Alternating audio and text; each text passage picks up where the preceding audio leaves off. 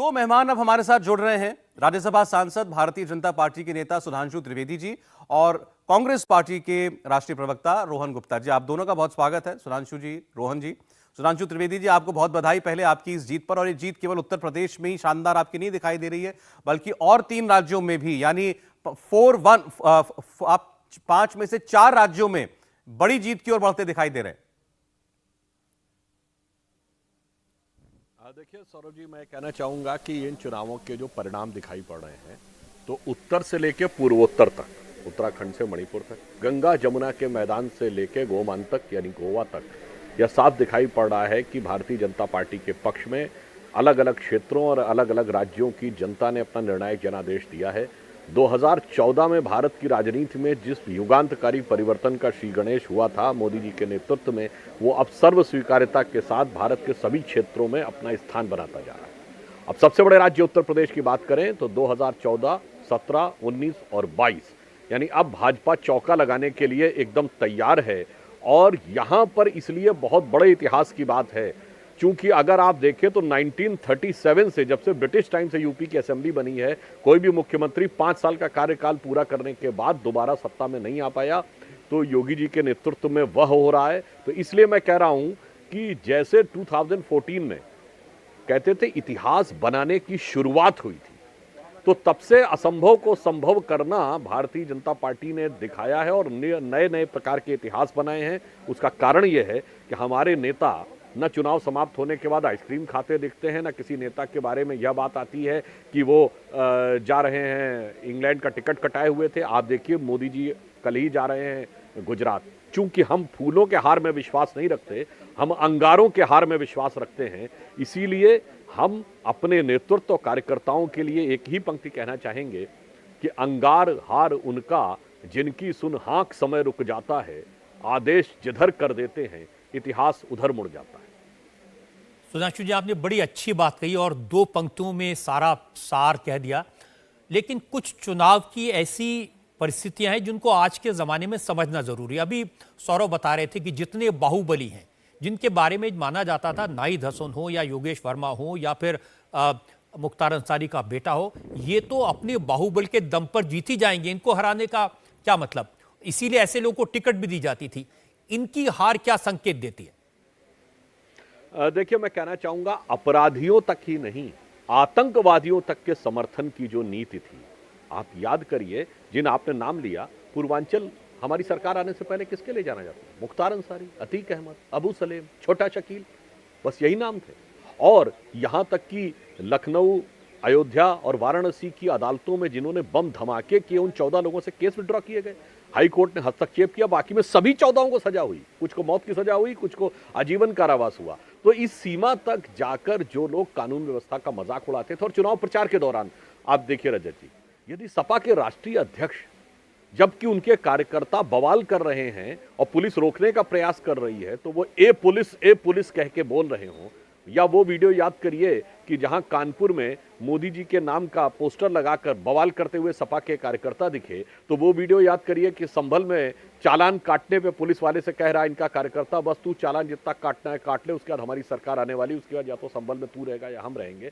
तो ये दर्शाता था कि एक नैसर्गिक अपराधी मनोवृत्ति सपा के अंदर थी और जनता ने उस पर निर्णायक कुठाराघात किया है। और कहीं ना कहीं मैं ये भी कहना चाहूंगा कि जो परिवारवादी राजनीति थी, अगर आप पंजाब से लेके और उत्तर प्रदेश तक देखें तो उसके ऊपर भी एक गहरा आघात दिखाई पड़ रहा है। पंजाब में जो बहुत सारे ऐसे दल थे जो ये मान लिए थे कि सब उनका जागीर की तरह चल रहा है, वह भी। और मैं पंजाब पे एक टिप्पणी और कर दूं कि कांग्रेस पार्टी ने ही दिल्ली में आम आदमी पार्टी की पालकी ढोई थी, और खुद पालकी ढोकर कैसे पालकी उनके हाथ में दे दी, वह भी इस बात को दर्शाता है। यदि आप सत्ता में बैठ के जन भावनाओं के अनुरूप काम नहीं कर पाते तो क्या परिणाम होता है, और कर पाते हैं तो मोदी जी से लेके योगी जी तक दिखाई पड़ रहा है कि क्या परिणाम है। कांग्रेस के प्रवक्ता भी हमारे साथ हैं। रोहन जी, पंजाब में जो हार हुई है कांग्रेस पार्टी की, बहुत सिग्निफिकेंट है। आखिरी वक्त पर मुख्यमंत्री भी बदला, फिर सिद्धू जी को भी पार्टी का अध्यक्ष बनाया, चन्नी जी को मुख्यमंत्री बनाया, सारी कोशिश की, लेकिन सिर्फ हार नहीं है, बहुत बुरी हार है। 117 में से सिर्फ 17 सीटों पर पार्टी आगे चल रही है। क्या हुआ?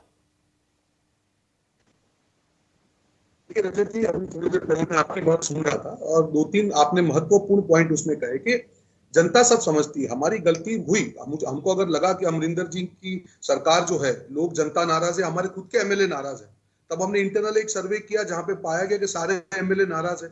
जो डिसीजन मेकिंग हमारा होना चाहिए बहुत पहले होना चाहिए था। रोहन जी, आपकी आवाज ठीक से नहीं आ रही है, मुझे लगता है लोग तो बिल्कुल नहीं समझ आ रहा होगा।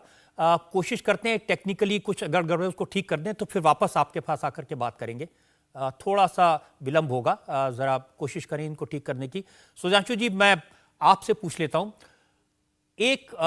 जब मैं उत्तर प्रदेश में गया चुनाव के दौरान गोरखपुर में, महिलाओं ने कहा कि कुछ ऐसा करिए, कुछ ऐसी न्यूज़ दिखाइए कि योगी जी वापस आ जाएं। अगर योगी जी हार गए, सपा आ गई तो हमारी तो बर्बादी हो जाएगी। ऐसा खौफ, ऐसा डर महिलाओं में था। अब आपको लगता है कि बहुत बड़ी जिम्मेदारी योगी आदित्यनाथ के कंधों पर होगी कि महिलाओं में ये जो सुरक्षा की भावना है ये बनी रहे और ये इसको और सशक्त किया जाए? देखिए, कानून व्यवस्था को लेकर उत्तर प्रदेश की छवि सर्वाधिक खराब सपा बसपा के शासनकाल में हुई थी। अगर आप याद करें रजत जी, वो एक पुरानी मूवी थी कंपनी, 15-20 साल पहले की, जिसमें दिखाया जा रहा है कि मुंबई में कॉन्ट्रैक्ट किलिंग हो रही है और कमिश्नर कह रहा है कि पकड़ना बहुत मुश्किल है क्योंकि बाहर से लड़के आते हैं, और दिखाया जाता है कि एक लड़का आ रहा है, उसको पैसे दिए जा रहे हैं, फिर गोली चलने की आवाज़, और उसके बाद वो एक बस में बैठता है और क्या लिखा रहता है बस के बगल में सड़क पे, आजमगढ़ 500 किलोमीटर। इस ढंग की छवि बनाकर रखी गई थी। और कानून व्यवस्था की बात क्या करें, सपा के शासनकाल में कोसी कला से शुरू होकर जवाहर बाग तक के मामलों में जहां पुलिस को घेर कर भीड़ मार देती हो और उसके बाद कोई कार्रवाई नहीं होती हो, तो वहां से एक ऐसा वातावरण उत्तर प्रदेश के बारे में बन गया था।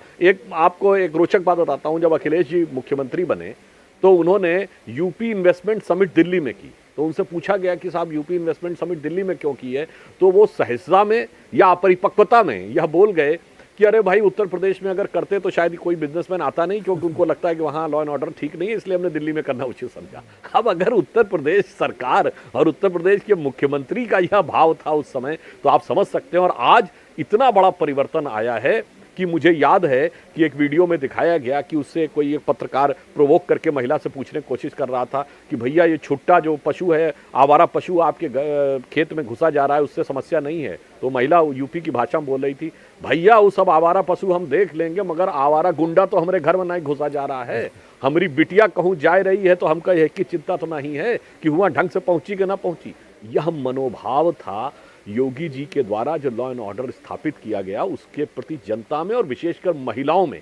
और यह मौन वोटर था, इसीलिए हम लोग कहते थे, हमारी सभाओं में देखिए तो महिलाओं की भी बहुत अच्छी आनुपातिक भागीदारी थी, परंतु यहां पर अगर आप देखिए तो हुड़दंग और हुल्लड़ ज्यादा था। इसी कारण से मुझे लगता है जनता में महिलाओं ने, निर्बल वर्गों ने, निर्धन वर्गों ने, जिन्हें शायद बहुत से लोग ऊपर से रीड नहीं कर पा रहे थे, या भाजपा के प्रति ईर्ष्या भाव से दग्ध होकर वो देखते हुए भी नहीं देखना चाह रहे थे उसको, वो चीज रीड नहीं कर पाए और ये अंडर करंट भाजपा के पास। कई सारे मिथक सुधांशु जी थे चुनाव के दौरान। सबसे पहला मिथक ये था कि योगी जी को मोदी जी पसंद नहीं करते हैं, उन्होंने बर्थडे की बधाई नहीं दी, उनको हटाना चाहते हैं, बदलना चाहते हैं। और फिर थोड़े दिन बाद लगा कि नहीं, योगी जी के बगैर सरकार नहीं बन सकती, चल नहीं सकते। तो आज उस मिथक के बारे में बात करने की जरूरत है।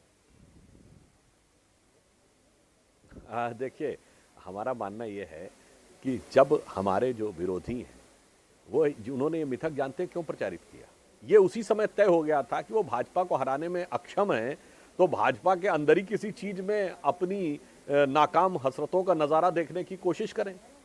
और अगर दृश्य देखें तो याद करिए, वो दृश्य जिसमें मोदी जी योगी जी के कंधे पे रख के बोल रहे थे, तो क्या बोला होगा? यही कहा होगा ना, ये जो कह रहे हैं इनको कहने दो और आप अपना काम करो। और उसके बाद आप देखिए 2014, 17, 19 और 22, आज भारतीय जनता पार्टी मोदी जी और योगी जी के नेतृत्व में चौका लगाने जा रही है। और फिर एक बात बहुत चली कि ब्राह्मण बीजेपी से नाराज हैं, योगी आदित्यनाथ सिर्फ ठाकुरों को प्रश्रय देते हैं, उनको ही पोसते हैं, पालते हैं, और ब्राह्मणों को जगह नहीं देते हैं। देखिए, जो पार्टियां जाति, पंथ, मजहब की राजनीति करती थी, उनकी राजनीति पे जनता ने पटाक्षेप लगा दिया है। एक या दो जातियों को लुभाना फिर किसी जाति को दूसरी जाति से डराना, ये लुभाने और डराने की बजाय हमने गरीब वर्ग को शक्तिशाली बनाना, इसके ऊपर कार्य किया। और मैं एक बात और कह दूं रजत, देखिए 2019 में जो फर्स्ट टाइमर वोटर था वो कौन था? जिसने 21वीं सदी में अपनी आंखें खोली थी। इस यूपी के चुनाव में भी फर्स्ट टाइमर वोटर वो है जिसने 21वीं सदी में होश संभाला है। तो ये मिलेनियम जनरेशन है। इसने दिखा दिया कि अपराध, आतंकवाद, परिवारवाद, संप्रदायवाद और भ्रष्टाचार के दम के ऊपर अपनी जागीरें बनाकर राजनीति करने का युग समाप्त हो गया। अब ये आज़ादी के अमृत महोत्सव को, जिसे प्रधानमंत्री जी ने अमृत काल कहा है, उसमें एक नए भारत का उदय हो रहा है, जिसमें दीनदयाल जी का अंत्योदय यानी अंतिम सीढ़ी पर खड़े व्यक्ति का उदय भी शामिल है। चाहे उसे शौचालय मिला हो, घर मिला हो, राशन मिला हो, आयुष्मान योजना में उसको दवाइयाँ मिली हो, यानी जिन भी चीज़ों की आवश्यकता थी वो सब दिया है। तो ये वास्तविकता में, जिसे हम कहते थे उगा सूर्य कैसा कहो मुक्ति का, ये उजाला करोड़ों घरों तक ना पहुंचा, तो वो करोड़ों घरों तक पहुंचे हैं। उत्तर प्रदेश ने जो शानदार काम किए, सबसे ज़्यादा मकान बनवाए, सबसे ज़्यादा आयुष्मान भारत के लोगों को फ़ायदा पहुँचाया, 23 करोड़ लोगों को अनाज बटा है, किसानों को जिस ढंग से चीज़ें मिली हैं, उन सब ने भी भाजपा के पक्ष में एक सर्वस्पर्शी, सर्वव्यापक, इस व्यापक जनादेश को दिलाने में भूमिका अदा की। शुरुआत हुई थी सुधांशु जी पश्चिमी उत्तर प्रदेश से, जहां यह माना जा रहा था कि किसान आंदोलन की वजह से जाट समाज नाराज है भारतीय जनता पार्टी से और जाट और मुसलमान के बीच डिवाइड खड़ी करने की कोशिश की बीजेपी ने। अब वो दोनों साथ हो गए हैं, जयंत चौधरी और अखिलेश यादव साथ हो गए हैं, तो ये क्लीन स्वीप होगी। लेकिन जो अभी रुझान आ रहे हैं उससे ऐसा नहीं दिखता। देखिए, जहां तक दिख रहा है पश्चिमी उत्तर प्रदेश में भारतीय जनता पार्टी को जबरदस्त सफलता मिल रही है। जिन लोगों ने पहले और दूसरे चरण के चुनाव के बाद भाजपा का मरसिहा पढ़ दिया था, आज उनके यहाँ मुहर्रमी माहौल दिखाई पड़ रहा है। जहां तक जाट समाज की बात है, तो मैं फिर कहना चाहूँगा, व्यक्ति और परिवार और जाति के आधार पर राजनीति करने वाले लोगों से ये बताइए, जिन लोगों ने जाटों के नाम पर राजनीति की, आज तक कोई जाट समाज का व्यक्ति उनको नहीं मिला जिसको नेतृत्व दे सके। और जिस परिवार की भी बात करते हैं, स्वर्गीय चौधरी चरण सिंह जी को मुख्यमंत्री बनाया था भारतीय जनसंघ ने, और उनको प्रधानमंत्री पद पे धोखा दिया था कांग्रेस ने। अजीत सिंह जी 1989 में, रजत जी आपको याद होगा, जब वीपी सिंह जी प्रधानमंत्री के उम्मीदवार थे, तब अजीत सिंह ज्यादा बड़े दावेदार थे मुख्यमंत्री पद के, मुलायम सिंह जी से कहीं बड़े नेता थे।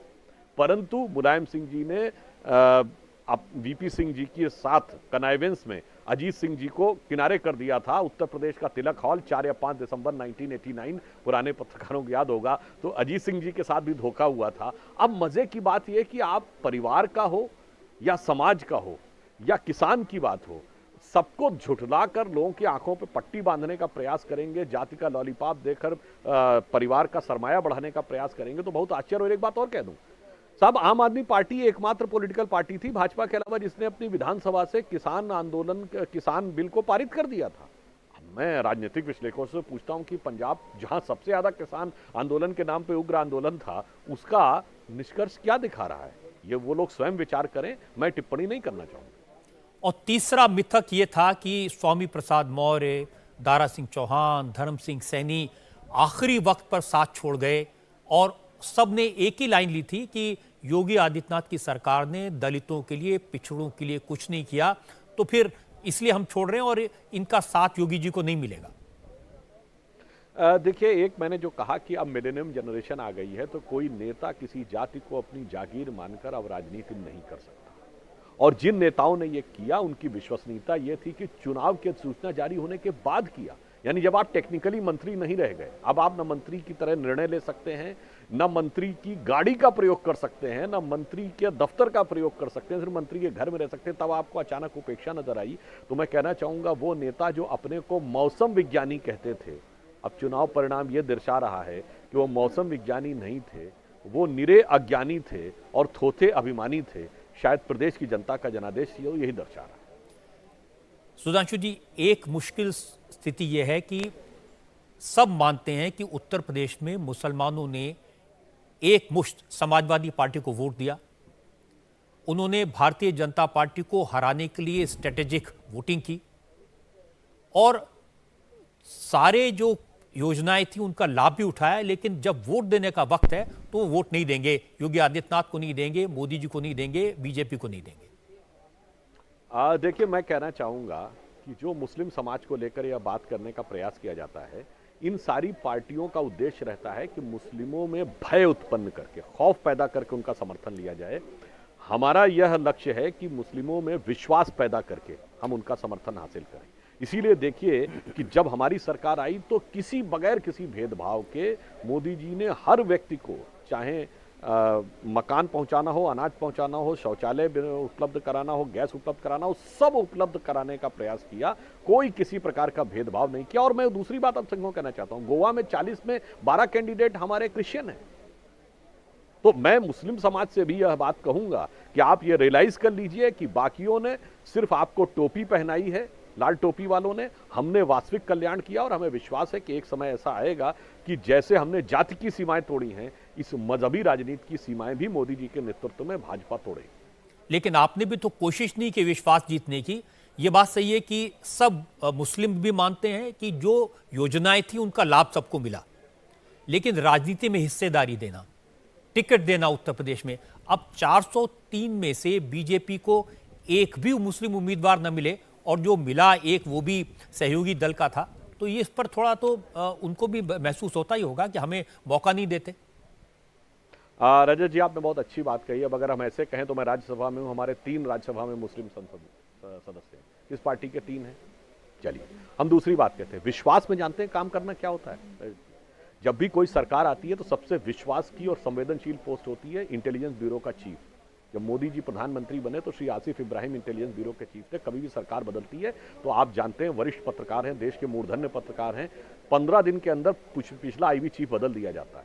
पर आसिफ इब्राहिम साहब के 8 महीने बाकी थे। मोदी जी के नेतृत्व में श्री आसिफ इब्राहिम आईबी चीफ रहे। ये होता विश्वास के साथ राजनीति करना। जब अटल जी ने पोखरण का विस्फोट किया था तो सीआईए को भी पता नहीं लग पाया था, इतना गोपनीय था। मगर अटल जी के अलावा 2 लोगों को पता था, हमारे तत्कालीन रक्षा मंत्री श्री जॉर्ज फर्नांडीज और डॉक्टर एपीजे अब्दुल कलाम। दोनों का नाम दर्शाता है ये है विश्वास में लेकर राजनीति करना, विश्वास करना, और इनका है खौफ पैदा करना। इसीलिए मैं कह रहा हूं हमारा विश्वास का यह प्रयास आगे जाकर सफल होगा, ऐसा हमारा विश्वास है। चूंकि हम उस राजनीति की मुस्लिम समाज में सैयद इब्राहिम रसखान भी हुए, यहीं पर आलम शेख हुए, मलिक मोहम्मद जायसी हुए जिन्होंने पद्मावत लिखी, उस्ताद बिस्मिल्लाह खां, ब्रिगेडियर उस्मान, वीर अब्दुल हमीद, इनके तो किसी के घर पे नहीं जाते हैं। अब अगर इनको अबू सलेम, छोटा शकील, हाजी मस्तान से लेके जाकिर नायक, इशरत जहां, याकूब मेनन, अफजल गुरु नजर आते हैं तो यह समस्या मुस्लिम समाज के नेतृत्व की है। और मुझे लगता है कि उसको, इस नेतृत्व को इस बारे में विचार करना होगा, क्योंकि देश और समाज का नहीं, मुस्लिम समाज का भी उन्होंने नुकसान किया। नहीं, लेकिन आपको भी यही नजर आए जो आपने नाम लिए, अगर उत्तर प्रदेश में कुछ अच्छे लोग भी होंगे मुस्लिम समाज में, कुछ प्रबुद्ध लोग भी होंगे मुस्लिम समाज में, तो टिकट देने के लिए एक भी नहीं मिला। हाँ, आपने जो बात कही, देखिए टिकट 3 आधार पर दे जाते हैं। पार्टी के साथ संबंध, यानी पार्टी की सदस्यता हो, राजनीतिक अनुभव हो और जीतने की क्षमता हो। अब रजत जी, मैं याद दिलाना चाहता हूं, हमारी बात तो छोड़िए, गुलाम नबी आजाद साहब नेता प्रतिपक्ष थे, वो खुद बोल चुके हैं कि मुझे प्रचार के लिए कांग्रेस पार्टी के अंदर नहीं बुलाया जाता क्योंकि उन्हें लगता है कहीं वोट ना कम हो जाएगा। अब अगर मैं इनसे पूछना चाहूं कि इन्होंने कश्मीर में कितने हिंदुओं को वोट दिया था, अच्छा गुजरात विधानसभा में ये कितना टिकट देते हैं, इसलिए मैं कह रहा हूं हमारे साथ आकर जो जुड़ेंगे और उसमें जीतने की क्षमता यदि नहीं भी हमें लगे कि हम लोकसभा विधानसभा नहीं जीता पाते तो हमने 3-3 राज्यसभा में दिए। इसीलिए हमने ये बात कही कि हमने आनुपातिक प्रतिनिधित्व देने का मजहबी विचारों से दूर हटकर यह प्रयास किया है और आगे जाकर कहीं ना कहीं यह बात आगे रियलाइज होगी। क्या भारतीय जनता पार्टी अब आने वाले 5 साल में उत्तर प्रदेश में इस बात का प्रयास करेगी कि मुस्लिम समाज में जो अच्छे लोग हैं, प्रबुद्ध लोग हैं, देशभक्त लोग हैं, उनको अपने साथ जोड़ने की कोशिश करें? देखिए, हम तो सबको अपने साथ जोड़ना चाहते हैं। हम धर्म, जाति, पंथ का बदलाव नहीं करते। मुस्लिम समाज के अंदर का जो विचार है, जिस प्रकार के लोगों ने उनको कंट्रोल कर रखा है, मैं एक स्टैटिस्टिकल डाटा बताना चाहता हूं। दुनिया की जितनी इंटेलिजेंस एजेंसीज हैं, सबका क्यूमुलेटिव असेसमेंट ये है कि मिनिमम 15 से लेकर मैक्सिमम 25 यानी लगभग 20% लोग हार्ड लाइनर हैं। या आप जाकर अगर हेरिटेज फाउंडेशन की वेबसाइट पे भी चेक कर सकते हैं जाकर, उसमें इसमें गैब्रियल ब्रिगेड के लेक्चर में भी ये बात है। 80% लोग शांति से रहना चाहते हैं, 20% एजेंडा ड्राइव करना चाहते हैं। अब मेरा यह मानना है कि 20% एजेंडा ड्राइव करने वाले जो लोग मुस्लिम समाज के अंदर हैं, जब नेतृत्व उनके हाथ से हटेगा, स्वाभाविक सहज के रूप में राष्ट्र की मुख्य धारा में समाज भी शामिल होगा। अब दूसरी पार्टियों से जुड़ी दो बातें मेरे मन में हैं। बहुजन समाज पार्टी, मायावती जी तो मुख्यमंत्री रह चुकी हैं, सब मानते हैं बहुत बड़ा वोटर बेस उनके पास है, 13% वोट भी इस बार उन्हें मिले हैं, लेकिन इसके बावजूद सिर्फ 3 सीटों पर उनकी पार्टी लीड कर रही है। क्या वजह लगती है? देखिए, मायावती जी का बहुत बड़ा कद हो गया था। दूसरी पार्टी बता दूं, प्रियंका जी भी बहुत बड़े कद की थी, पर दोनों में से कोई चुनाव ही नहीं लड़ा। दोनों को अपने कद और प्रभाव का बहुत अहंकार भी था। तो मैं सिर्फ ये कहना चाहूँगा, एक ही पंक्ति है, वैसे हाथी चुनाव चिन्ह तो बसपा का है, तो एक ही पंक्ति में कह देना चाहता हूँ, दोनों पे लागू होता है कि लघुता से प्रभुता मिले और प्रभुता से प्रभु दूर, और चींटी ले शक्कर चली हाथी के सिर धूर। हाथी की तो बात आपने बता दी, अब हाथ। प्रियंका गांधी ने भी बहुत कैंपेन किया, जबरदस्त पब्लिक मीटिंग्स की, और कांग्रेस के लोग ये दावा करते हैं कि जो मुद्दे थे चुनाव के, वो प्रियंका गांधी, चाहे वो लखीमपुर खीरी का हो, चाहे वो हाथरस का हो, उन्होंने उठाए। उन्होंने नारा दिया महिला सशक्तिकरण का। 2 सीटों पर लीड कर रही है सिर्फ।